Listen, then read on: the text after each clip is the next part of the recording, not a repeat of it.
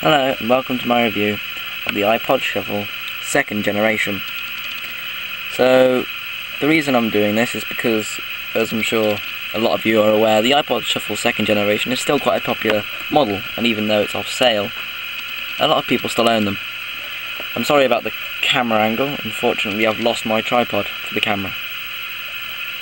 Okay, so if we start off, the iPod Shuffle 2nd generation, you can buy second hand now, and if you went to CEX in England, you would be able to buy these for about £28.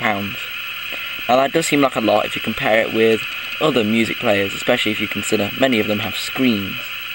But then again, you're paying for the Apple logo, well, the Apple company, you're paying for a bit extra build quality, a solid metal finish. If you look at them, you can easily tell it's a very small item. It's much smaller than my finger.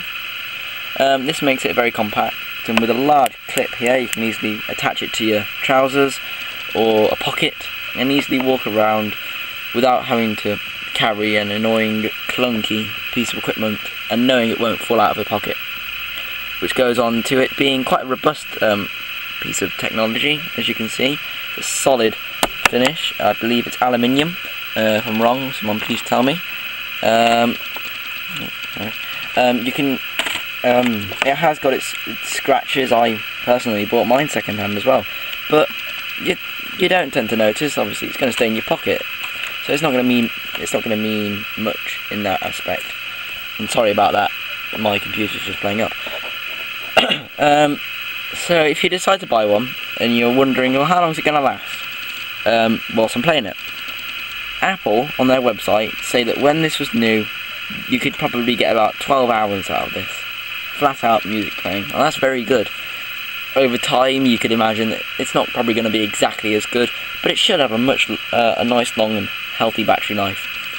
If you're wondering about the charger is a small sort of docking station with a plug that connects into the headphone socket, so you can't listen to music and play whilst you can't record.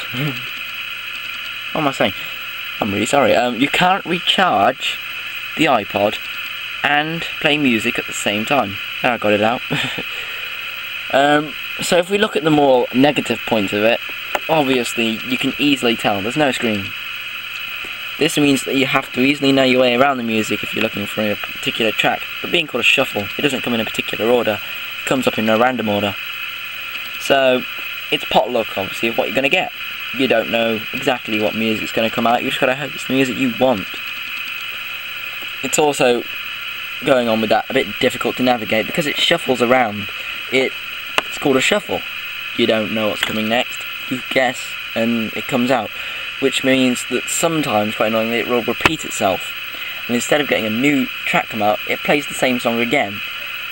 I don't know if anyone else does this, but sometimes you'll decide just not to bother listening to the tracks, you'll just skip to the ones you like. So, well, that pretty much finishes the review. So if we have another look at it, you'll see it's very small, as we've already said. The only controls you do have are the on and off, volume, obviously, tracks, and the shuffle and replay mode. You can't, as I said, go through the album or song track that you've got. You have to guess which one's coming next. Anyway, thank you for watching. I'm sorry about my bit of a play up halfway through. And thank you for listening.